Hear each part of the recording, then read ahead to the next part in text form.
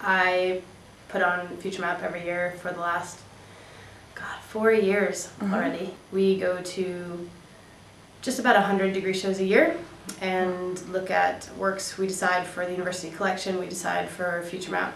We do BA, MA, design, fine art, pretty much everything that university offers, and that culminates in Future Map being kind of the highlights of degree shows. For me, the reason I love this show is because it's just a big show off, and I think the works that are in it are loud and fun and different, innovative and cutting edge. I don't think there's one thing, but I think you know what it is when you see it. I think there's something that says this is just that piece that everyone's talking about. This year we had 400 recommendations, which was a huge number for us.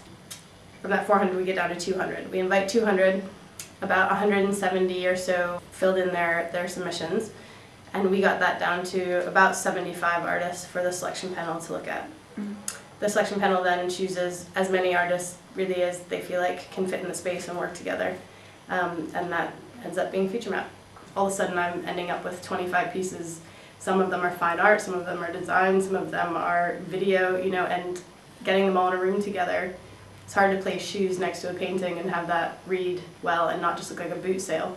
At the end, I'm a translator, and I try to translate all of these things into one fluid story. I'm not an artist. I'm someone who tries to look at all this art and bring it together and make it function. That's my job. So I think it's kind of about trying to step out of it and not be like, oh, I love this piece, it has to be front and center. It's about the greater good and creating a whole story together. If you walked around the room, you wouldn't be able to pick out what was BA and what was MA. Because if you're good, you're good. It doesn't really matter what level you're studying at.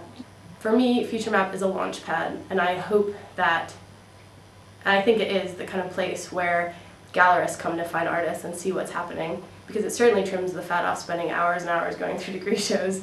Certainly at this level, I think our collectors collect the kids, they collect the artists rather than just the art. It's fun to invest in someone's life and support them and stay with them and become patrons of them and see them develop and grow. That's really a lot more fun than just going to Freeze and buying something off the wall. And I think that Future Map is often the start of those relationships. That's where a lot of collectors connect with an artist. It's an art school at the end of the day. It's a big one, and there's lots of different specialties, but there's a love and appreciation of aesthetics and of quality and of art, and I think it's a creative, fun environment, and that's, for me, what I strive to make Future Map.